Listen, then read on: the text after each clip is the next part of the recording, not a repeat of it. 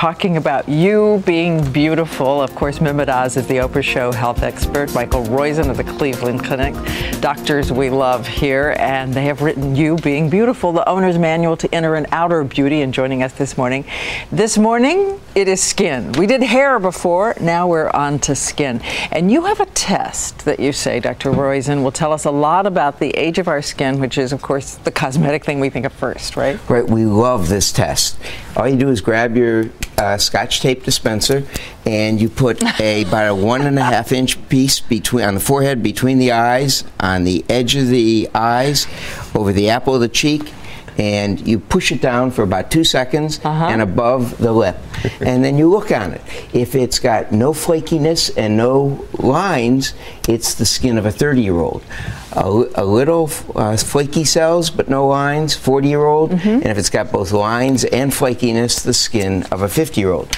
The great news is that once you know the age of your skin, you can change it, you can slow the rate of it, and you get to even reverse the aging from photo damage. You can reverse back to no flaky, no line? Well, not all the way back, but you can reverse and slow it considerably. All right. And you keep saying, though, that this, of course, is the first thing that comes to mind, but beauty is not just skin deep, or it is skin deep, because it's what's under what you see? Well, the inner beauty will seep forward to cause the outer beauty. If you look across all societies, Diane, it's not the space between your eyes or the width of your nose brow that defines beauty, it's the texture of your skin. And the reason for that is because it's our largest organ. Right? If I took your skin and spread it out here, it would cover this whole set, 15 square feet. It's about 15% of our weight. Cover a football field. That's another story. So the beauty of skin is that it gives us a wonderful vision into the body. So if you look at the skin from the outside, the first thing you notice are the hair follicles, and there's sebum here, the oil that comes out, and the hair is the early warning system for the body. But right next to it are the sweat glands with the dermis underneath and the epidermis at the top layer. These glands and the hair is an early warning system because it tells you your skin's about to be touched, but it also tells you the skin's bouncy because it still has those rubber bands underneath it. Now, the sweat glands can exude about a gallon of sweat every 2 hours. Incredibly powerful. It beats panting like a dog, by the way, to get rid of heat. But if you're exposed to the heat or radiation, you parch your skin. And if you look at it from the outside, it looks like the Sahara Desert. This is an important lesson for us because what it really tells us is the number one thing you do to protect your skin is to ensure that it doesn't get too much of that UV radiation. By the way, if you look at the parts of the body where the sun don't shine, right, there are no wrinkles there. I mean, think of your buttocks. It's a pretty clean area, and you want your skin to have that kind of virginity to it. And what about what you put on it? The initial thing would be soap and cleansers. Well, a lot of folks use soaps, but what kind of soap do you use? I always advise that folks use solid soap. Why? Because solid soaps have less ingredients in them than liquid soaps. In fact, you want, yes, because you have to add something to the soap to make it liquid. So what you want to do is use the simplest soaps with the fewest ingredients. And if you look at this animation again, I'll show you what else soap does. Is it washes your skin. If it's the wrong soap, it wipes off that cellophane layer, that acid mantle, and that causes the flakiness of the skin to increase. Then you have to exfoliate. And there are all kinds of mechanical exfoliants and chemical exfoliants. They thin down this epidermal layer so that the younger skin rises to the top. Then you have to put some kind of a moisturizer on to seal that in and protect it. Some kind, though, I was going to say, because there are gazillion out there. I think it's the most despair you feel at the drugstore. Which one of these things? Well, let me give you the ABCs. Number one, our most valuable player, without question, Mike and I look at this very, very carefully, is vitamin A.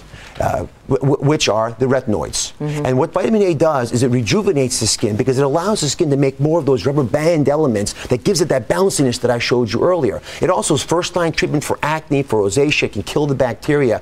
And by giving the skin the ability to rejuvenate itself, it's the only one of all the major chemicals that really seems to make a huge impact in reversing skin aging. The other two that we love are vitamin C and vitamin E. They're the Bonnie and Clyde of antioxidants. One is liquid soluble, one is fat soluble. They work together to allow the skin to repel a lot of the influences from the outer world, including UV radiation. And finally, food. We can't go through the whole list, but give us your top five. The top food is tomato sauce or tomato paste, 10 spoonfuls a day. It's a lot, but 10 spoonfuls a day helps protect you because it protects your inner arteries that keeps them from getting inflamed. And it should be paste, by the way, not just... Well, paste is ideal, but you can have tomato sauce because it obviously has paste in it, the active ingredients. So 10 teaspoons a day, and what it does, it decreases the damage from UV radiation by 33%. Second one is foods like beans that have biotin. All of these foods have biotin in it, beans and walnuts. Nuts. And what they do is that's necessary for fat and carbohydrate metabolism. And if you don't have enough, you see your skin get red and look allergic and eczematous. That is, in fact, what this takes. And the third thing is, in fact, salmon. That is, the fats in salmon are good fats, the omega-3 fats, that give your skin some of the bounciness and some of that fat protection.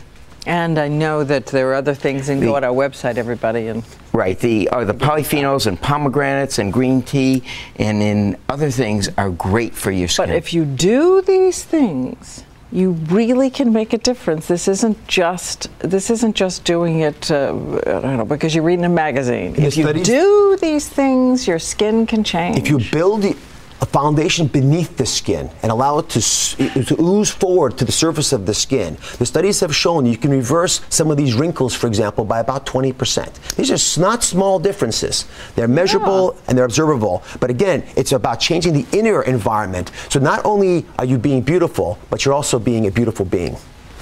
Inside and out. Inside and out. It's great to have you. Thank you. Always. Thanks so much.